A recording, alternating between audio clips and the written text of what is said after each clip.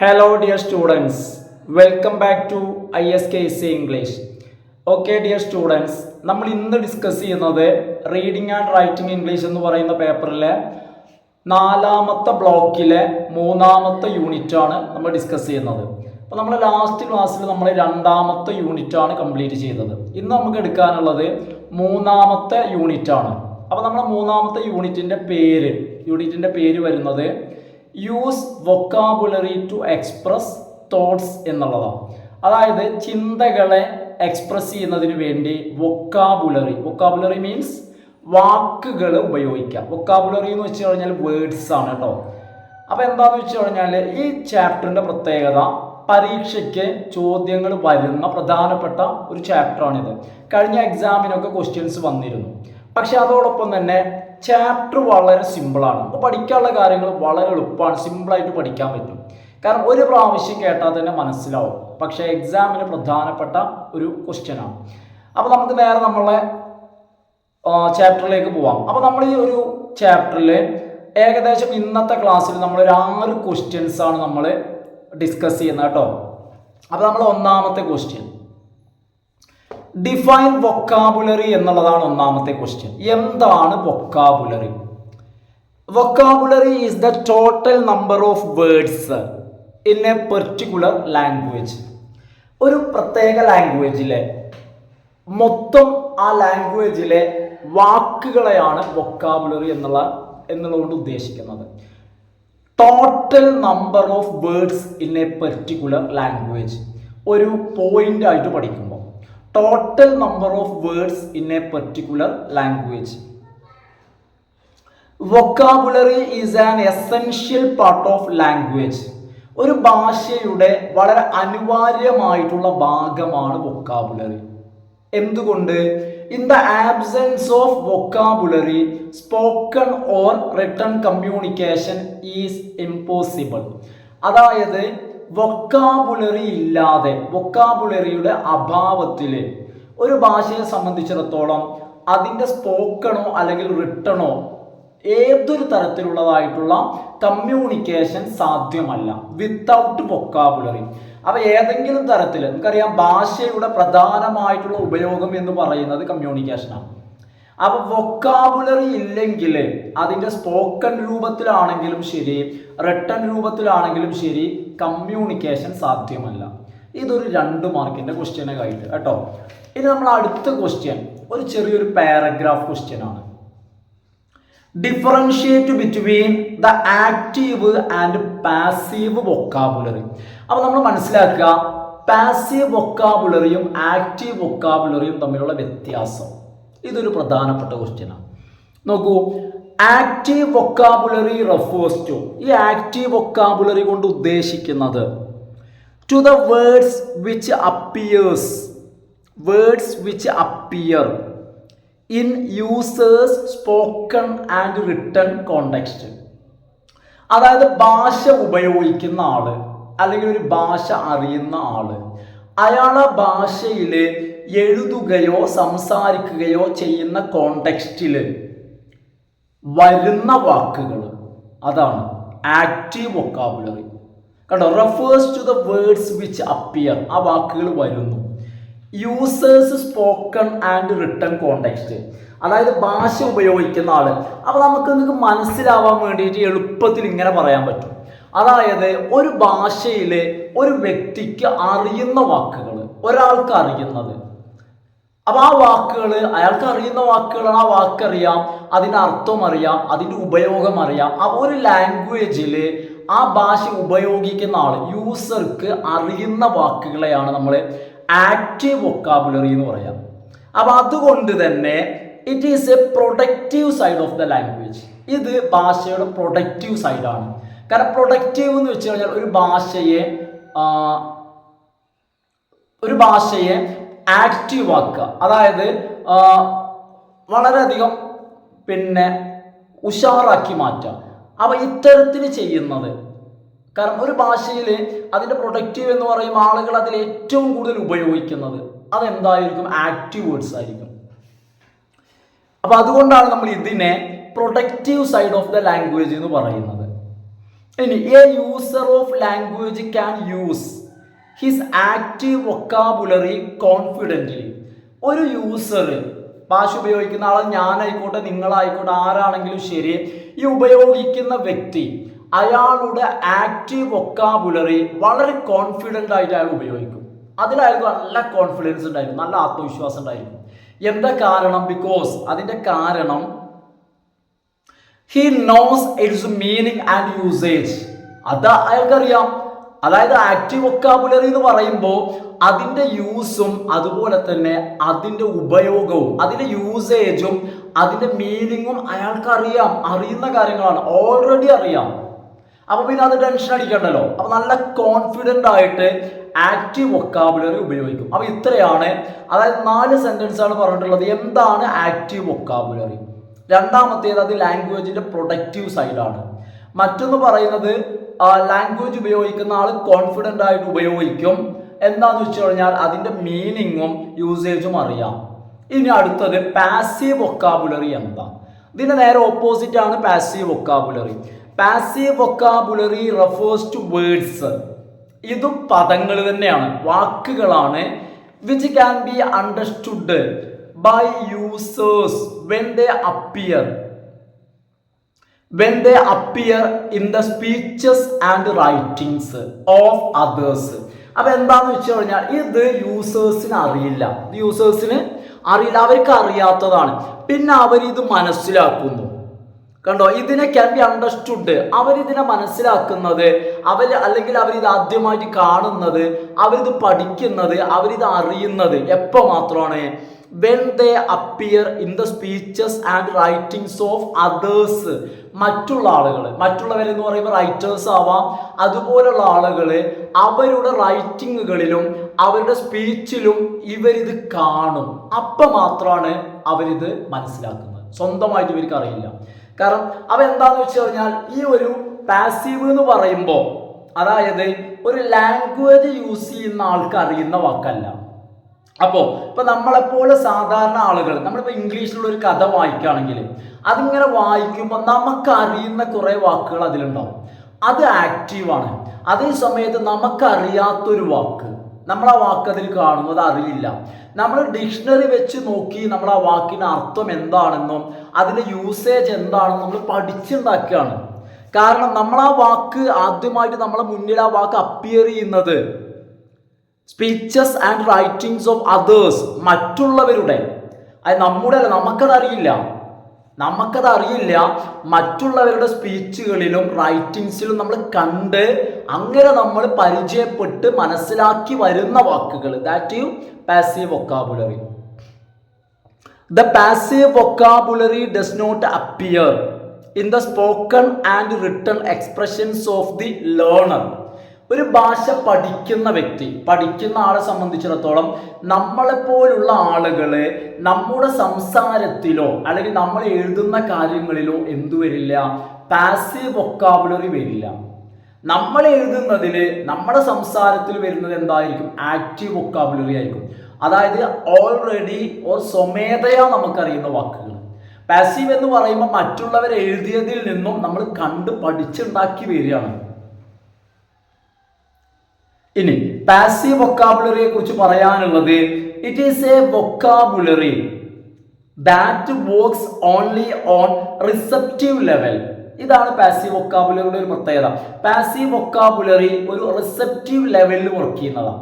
Receptive ലെവലിൽ work ചെയ്യുക എന്ന് പറഞ്ഞാൽ സ്വമേധയാ ഈസി ആയിട്ട് കൈകാര്യം ചെയ്ത് മുന്നോട്ട് പോവാതെ നമ്മൾ കണ്ട് മനസ്സിലാക്കി പ്രയാസപ്പെട്ട് ട്രെയിൻ ചെയ്തിട്ട് ഉപയോഗിച്ച് പോകുന്നത് കേട്ടോ.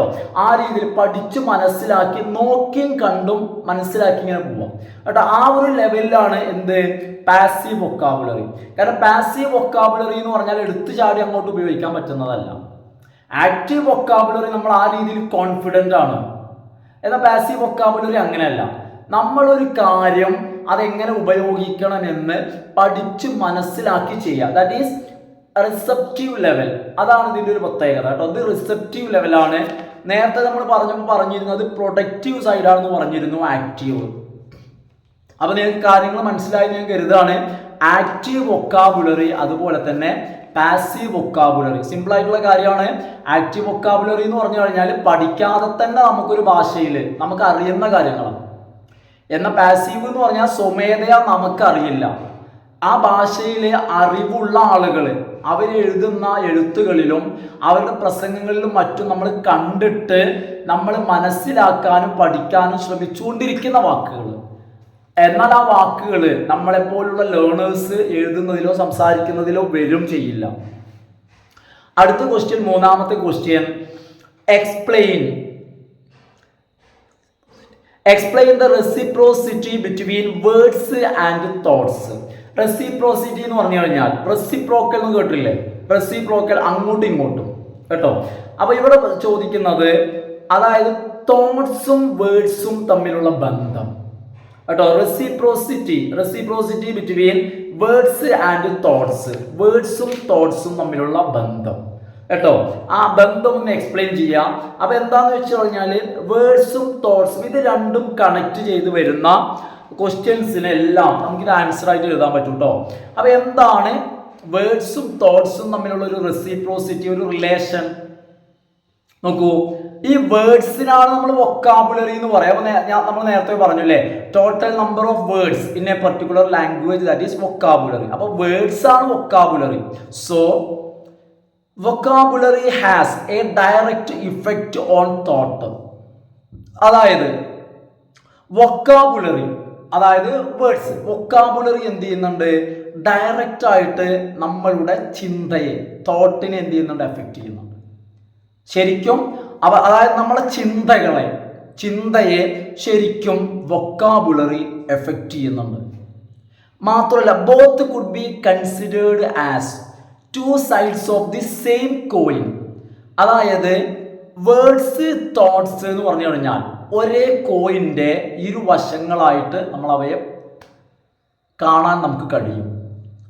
ഉണ്ടോ? Both could be considered. അപ്പോൾ എന്താ ഇവിടെ നമ്മൾ മനസ്സിലാക്കേണ്ട കാര്യം എന്താണെന്ന് വെച്ച് കഴിഞ്ഞാൽ, ഒരു നാണയത്തിന്റെ ഇരുവശം എന്ന് പറഞ്ഞു കഴിഞ്ഞാൽ, അതായത് ഒരു നാണയത്തിന് രണ്ട് വശങ്ങൾ എന്ന് പറയുമ്പോൾ ആ രണ്ടു വശവും ചേർന്നാലേ നാണയം ഉണ്ടാവും. അതേപോലെയാണ്. അപ്പൊ അതുപോലെയാണ് എന്ത്? അതായത് വേർഡ്സും തോട്ട് ഉണ്ടെങ്കിലുള്ളൂ വേർഡ്സ്, വേർഡ്സ് ഉണ്ടെങ്കിലുള്ളൂ തോട്ട്. കാര്യമാണ്. ഇപ്പൊ നിങ്ങളൊന്ന് ആലോചിച്ച് നോക്കുന്ന, തോട്ടില്ലെങ്കിൽ വേർഡ്സ് കൊണ്ട് എന്താ കാര്യം?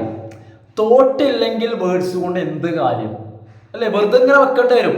എന്തെങ്കിലുമൊക്കെ ചിന്തകൾ എക്സ്പ്രസ് ചെയ്യണ്ടേ? അവ തോട്ട് വേണം, എങ്കിലേ വേർഡ്സ് ഉള്ളൂ. ഇനി വേർഡ്സ് ഇല്ലാതെ തോട്ട് എന്തിനാ? അതായത് തോട്ട് എക്സ്പ്രസ് ചെയ്യണമെങ്കിൽ വേർഡ്സ് വേണം. വേർഡ്സ് ഇല്ലാതെ എക്സ്പ്രസ് ചെയ്യാൻ കഴിയില്ലല്ലോ. മാത്രമല്ല, വേർഡ്സിലൂടെ മാത്രമേ എക്സ്പ്രസ് ചെയ്യാൻ പറ്റുള്ളൂ. തോട്ട് ഉണ്ടെങ്കിൽ അത് പുറത്തു വരണമെങ്കിൽ വേർഡ്സ് വേണം. കാരണം തോട്ട് ഉണ്ടെങ്കിലേ പിന്നെ വേർഡ്സിനും ഉപയോഗമുള്ളൂ. അപ്പൊ രണ്ടും വേണമെങ്കിൽ നമുക്ക് പരസ്പര പൂരകങ്ങളാണെന്ന് പറയാം. അതുണ്ടെങ്കിലേ ഇതുള്ളൂ, ഇതുണ്ടെങ്കിലേ അതുള്ളൂ. That is reciprocity. Okay. Most human communication through language modify ideas, thoughts and attitude of others. അതായത് മറ്റുള്ളവരുടെ ചിന്തകളെയും ആശയങ്ങളെയും സമീപനങ്ങളെയും മോഡിഫൈ ചെയ്യുന്നത് ഭാഷയിലൂടെയുള്ള മനുഷ്യന്റെ കമ്മ്യൂണിക്കേഷനാണ്. യാതൊരു സംശയവുമില്ല. അതായത് ഭാഷയിലൂടെയുള്ള കമ്മ്യൂണിക്കേഷൻ, ആ കമ്മ്യൂണിക്കേഷൻ കേട്ടുകൊണ്ടാണ് നമ്മളുടെ ആറ്റിറ്റ്യൂഡ്, നമ്മളുടെ സമീപനങ്ങൾ, നമ്മുടെ ചിന്തകൾ, നമ്മുടെ ഐഡിയാസ് ഒക്കെ എന്ത് ചെയ്യുന്നത്? മോഡിഫൈ ചെയ്യുന്നത്, ഡെവലപ്പ് ചെയ്യുന്നത്. അതായത് അത് പ്രസംഗത്തിലൂടെ കേട്ടിട്ടാവാം, വായിച്ചിട്ടാവാം. അവ രണ്ട് തരത്തിലുണ്ട്.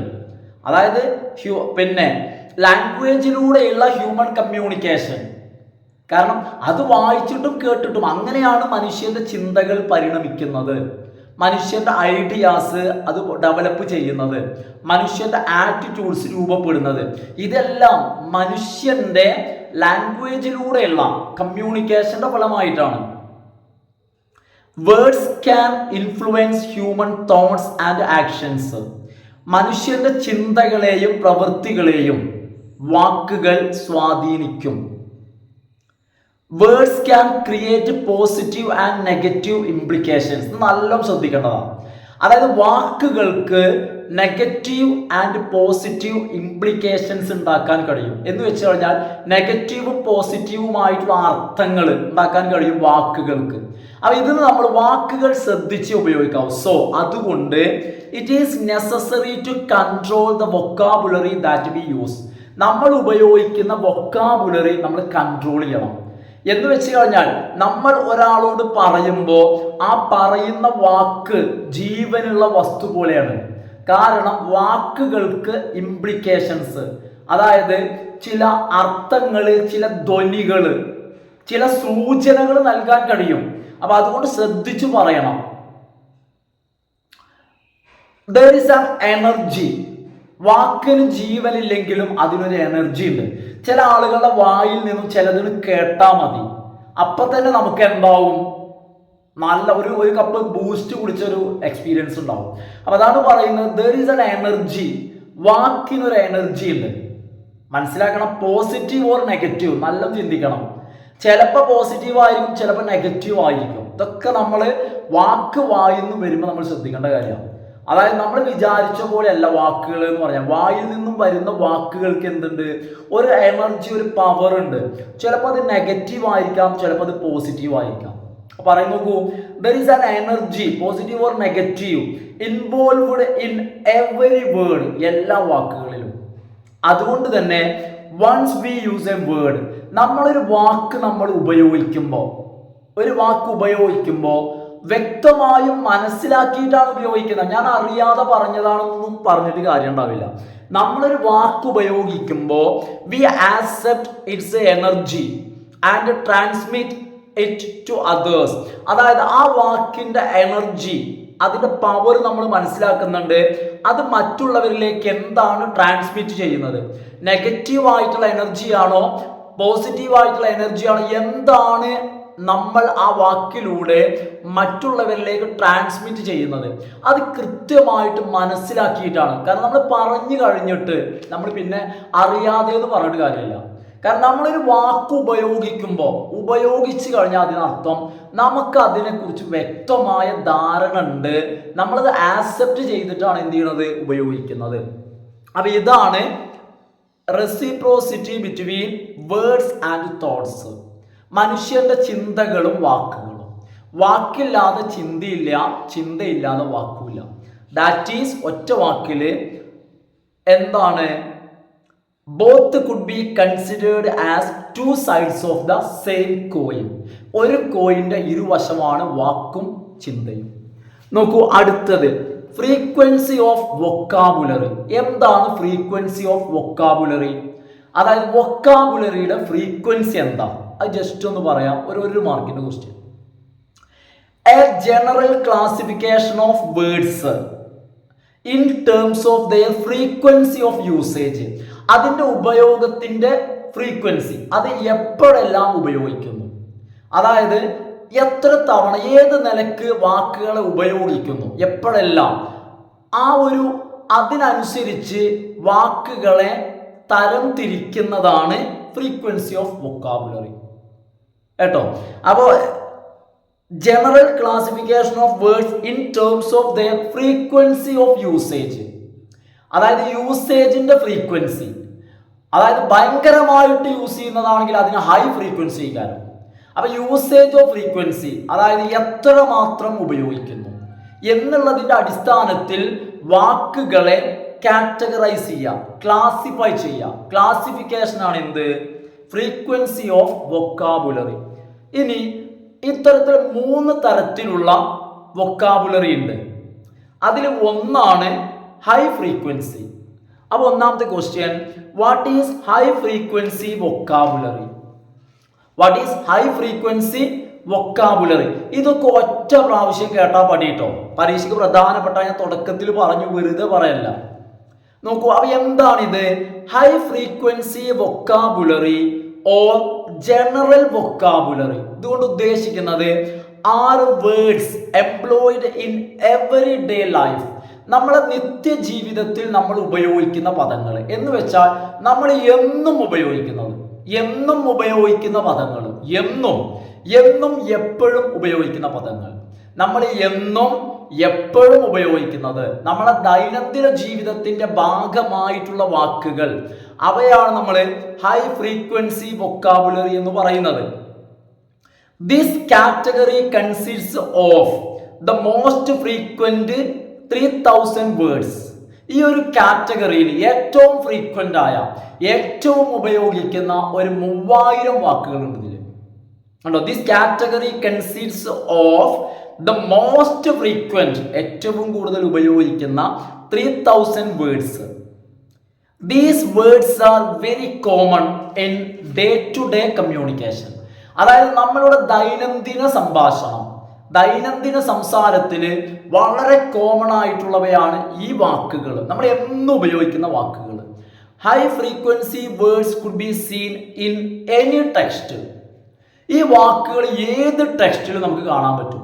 ഏത് ടെക്സ്റ്റ് എന്ന് പറഞ്ഞാൽ എനി ജോണർ, ഏത് തരമായിക്കോട്ടെ, അത് പോയട്രി ആയിക്കോട്ടെ, ഡ്രാമ ആയിക്കോട്ടെ, നോവൽ ആയിക്കോട്ടെ, ഷോർട്ട് സ്റ്റോറി ആയിക്കോട്ടെ, ഏത് തരത്തിലുള്ള ടെക്സ്റ്റിലും നമ്മൾ എവിടെയും കാണുന്ന, എങ്ങോട്ട് തിരിഞ്ഞാലും കാണുന്ന, എപ്പോഴും ഉപയോഗിക്കുന്ന ഹൈ ഫ്രീക്വൻസി ഉള്ള 3000 വാക്കുകൾ, ആ വാക്കുകളെയാണ് നമ്മൾ ഹൈ ഫ്രീക്വൻസി വൊക്കാബുലറി എന്ന് പറയുന്നത്.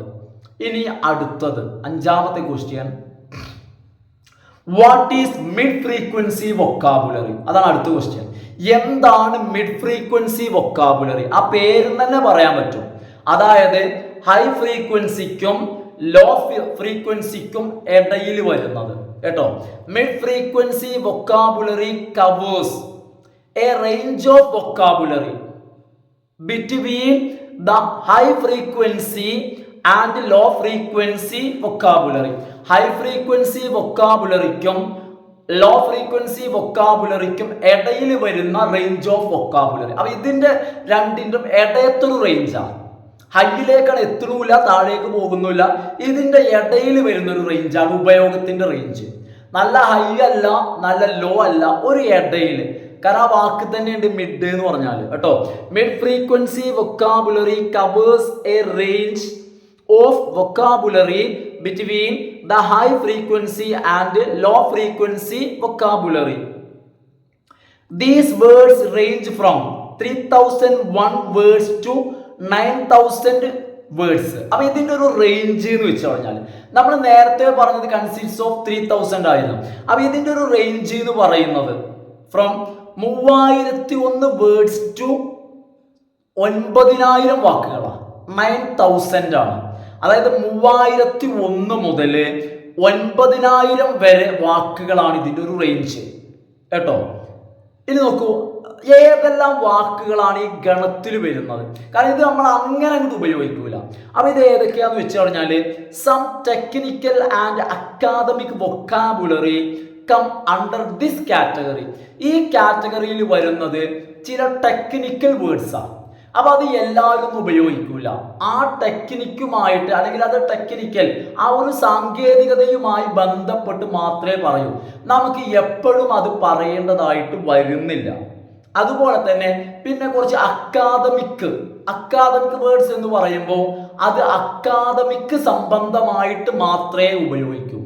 അല്ലാതെ നമ്മളുടെ എവരിഡേ ലൈഫിന്റെ ഭാഗമായിട്ട് അത് വരുന്നില്ല. അതാണ് പറയുന്നത്, എപ്പോഴും ഉപയോഗിക്കൂല. അപ്പൊ ഇത്തരത്തിലുള്ള ഈ ഒരു വിഭാഗത്തിൽപ്പെട്ട വാക്കുകളാണ് ഇതിൽ വരുന്നത്.